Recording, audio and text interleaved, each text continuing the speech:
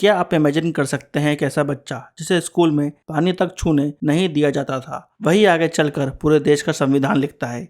हाँ, आज हम बात करने वाले हैं एक ऐसे इंसान की जिसने सिर्फ अपनी किस्मत नहीं बदली बल्कि करोड़ों लोगों का भविष्य बदल दिया।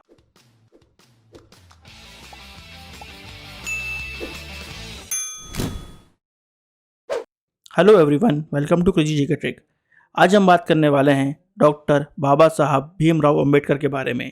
ये एक ऐसा नाम है जो सिर्फ इतिहास नहीं बल्कि आज भी हमारे समाज और लोकतंत्र की नींव में मौजूद है। आज के टाइम में जब हम इक्वालिटी, राइट्स और जस्टिस की बात करते हैं तो अंबेडकर जी का नाम सबसे पहले आता है।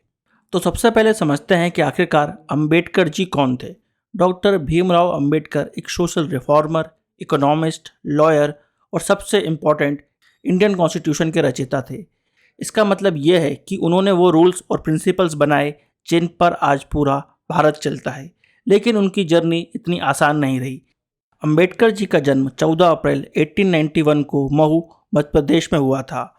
उनके पिता रामजी सकपाल और उनकी माता भीमा बाई थी। वो महर कास्ट से बिलोंग करते थे और इस कास्ट को उस समय अनटचेबल माना जाता था। उनका ओरिजिनल सरनेम यहाँ पर सकपाल था, लेकिन उन्हें एक ब्राह्मण टीचर महादेव अंबेडकर ने अपना सरनेम दे दिया। उनके टीचर उनकी प्रतिभा से प्रभावित हुए और उन्होंने अपना सरनेम दे दिया। मगर उनका बचपन काफ़ी कठिन था। बचपन से ही उनको डिस्क्रिमिनेशन का सामना करना पड़ रहा था। स्कूल में उनको अलग बैठाया जाता था, उनको पानी तक पीने नहीं दिया जाता था।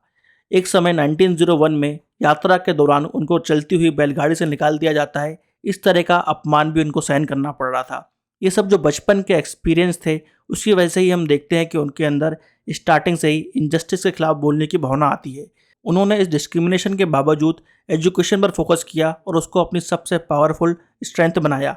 1907 में वो 10th पास होते हैं, जो उस समय के समाज के लिए एक बहुत बड़ा अचीवमेंट था। 1912 में वो बीए पास करते हैं बॉम्बे यूनिवर्सिटी से। उसके बाद बड़ौदा के महाराज से उनको स्कॉलरशिप मिलती है, जिसके बाद वो कोलंबिया यूनिवर्सिटी यूएसए में जाते हैं। वहाँ से वो एमए करते हैं और अपनी पीएचडी कंप्लीट करते हैं इकोनॉमिक्स और पॉलिटिकल साइंस में। बाद में वो लंदन स्कूल ऑफ इकोनॉमिक्स में पढ़ाई करते हैं और साथ ही ग्रे इंस से लॉ भी सीखते हैं। जब वो विदेश में रह रहे थे, वहाँ पर पहली बार था कि उन्होंने इक्वालिटी को फील किया था। इसके बाद वो वर्ल्ड वॉर 1 की वजह से इंडिया वापस आते हैं, क्योंकि उनकी स्कॉलरशिप ख़त्म हो गई थी। और यहीं आता है उनकी लाइफ का सबसे बड़ा टर्निंग पॉइंट। 1917 में वो इंडिया वापस आते हैं। इंडिया वापस आकर वो बड़ौदा स्टेट में काम करते हैं। कास्ट की वजह से उनको वहाँ पर रहने के लिए घर नहीं मिल रहा था। वो एक पारसी इन में रहना चालू करते हैं और अपनी आइडेंटिटी को छुपा लेते हैं। जैसे ही वहाँ पर उनकी ट्रू आइडेंटिटी पता चलती है तो उनको वहाँ से निकाल दिया जाता है और ये उनकी लाइफ का सबसे बड़ा मूवमेंट बन जाता है। वहाँ पर उनको ये रियलाइजेशन होता है कि education can not protect dignity in a caste based society. वो ये बात समझ जाते हैं कि जब तक समाज में कास्ट रहेगी, एजुकेशन भी उनकी सुरक्षा नहीं कर पाएगी। और यही टर्निंग पॉइंट बनता है उनकी लाइफ का। इसके बाद वो अपना पूरा जीवन अपलिफ्टमेंट ऑफ शेड्यूल कास्ट के लिए समर्पित कर देते हैं। यहीं से शुरुआत होती है उनके पॉलिटिकल और सोशल वर्क की। और अब यहाँ से अंबेडकर जी की लाइफ में एक शिफ्ट आता है। 1917 के बाद वो सिर्फ एक पढ़े लिखे स्कॉलर नहीं रहे, बल्कि एक सोशल रिवोल्यूशनरी बन गए। अब उनका फोकस क्लियर था, सिस्टम चेंज करना है।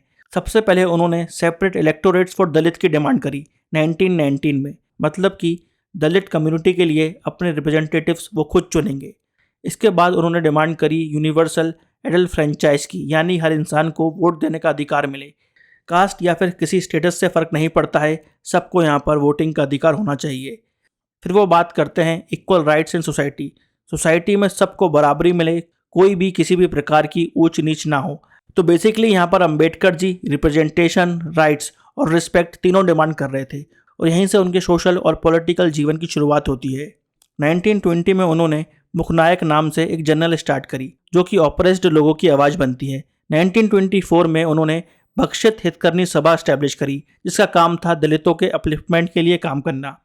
फिर 1927 में वो महाट सत्याग्रह करते हैं।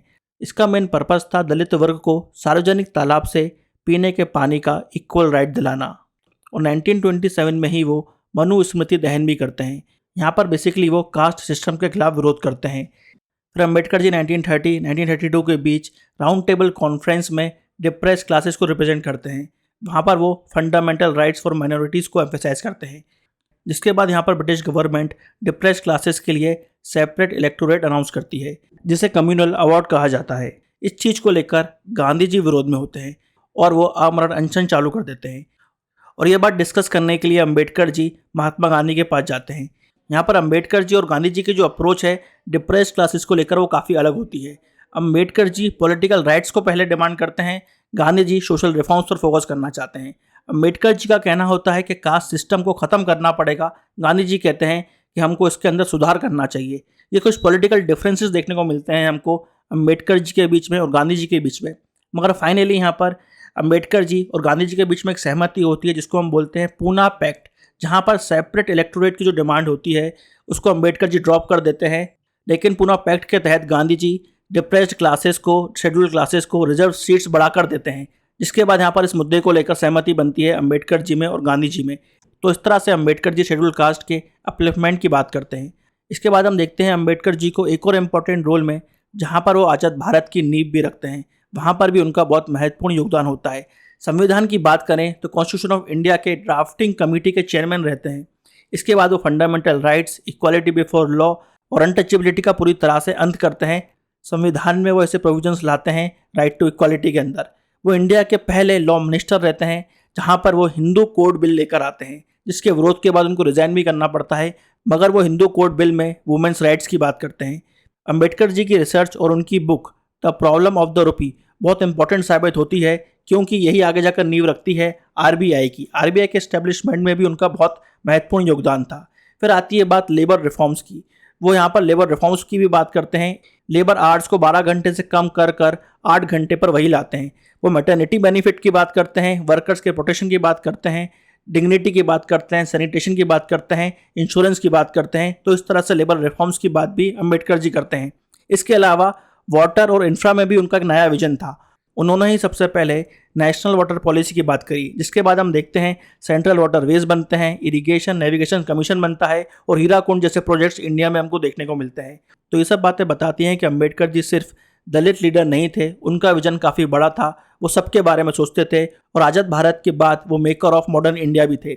जब भी हम राइट्स की बात करते हैं, इक्वालिटी की बात करते हैं, रिजर्वेशन की बात करते हैं या फिर लॉ की बात करते हैं, तब हमको याद रखना चाहिए कि ये सब कहीं ना कहीं अम्बेडकर जी की सोच है और उन्हीं की देन है। अगर ये सब नहीं होता तो शायद आज भारत अलग होता। इसको हम इस तरह से समझ सकते हैं कि अगर इंडिया एक बिल्डिंग है तो अम्बेडकर जी उसके आर्किटेक्ट हैं, संविधान उसका ब्लूप्रिंट है। अम्बेडकर जी का निधन 6 दिसंबर 1956 को होता है, मगर उससे पहले वो 14 अक्टूबर 1956 को बुद्धिज़्म में कन्वर्ट हो जाते हैं और अपने निधन से पहले वो अपनी final book the Buddha and his dharma इसको कंप्लीट करते हैं। यहाँ पर अम्बेडकर जी की जो लाइफ है वो हमको बहुत कुछ सिखाती है। डॉक्टर अम्बेडकर जी की लाइफ से हम सीखते हैं कि एजुकेशन में कितनी ताकत है, इक्वालिटी के लिए लड़ना कितना ज़रूरी है, और सबसे इम्पोर्टेंटली भले ही आपको लाइफ में डिस्क्रिमिनेशन का सामना करना पड़े, ह्यूमिलिएशन का सामना करना पड़े, मगर हमको कभी भी हार नहीं माननी चाहिए। हमको हमेशा इनजस्टिस के खिलाफ बोलना चाहिए। अम्बेडकर जी ने अपनी लाइफ में बहुत चीज़ों का सामना करा, मगर अल्टीमेटली उनकी पहचान मेकर ऑफ मॉडर्न इंडिया की बनती है। तो हम सबके लिए इम्पॉर्टेंट है कि अम्बेडकर जी की लाइफ से हम कुछ ना कुछ सीखें। फ्रेंड्स, कमेंट बॉक्स में बताइएगा कि आपको क्या लगता है अम्बेडकर जी की लाइफ से हम सबको क्या सीखना चाहिए। तो फ्रेंड्स, यहाँ पर हमने कुछ बातें जानी अम्बेडकर जी की लाइफ के बारे में। उनका व्यक्तित्व इतना बड़ा है कि उनके बारे में एक वीडियो में पूरी बातें नहीं कह सकते। आई होप आपको आज का ये वीडियो इन्फॉर्मेटिव लगा होगा। ऐसे ही फ्रेंड्स और वीडियो देखने के लिए इस वीडियो को लाइक करना और शेयर करना ना भूलें। मिलेंगे नेक्स्ट वीडियो में। जब तक के लिए friends, tata bye bye and take care.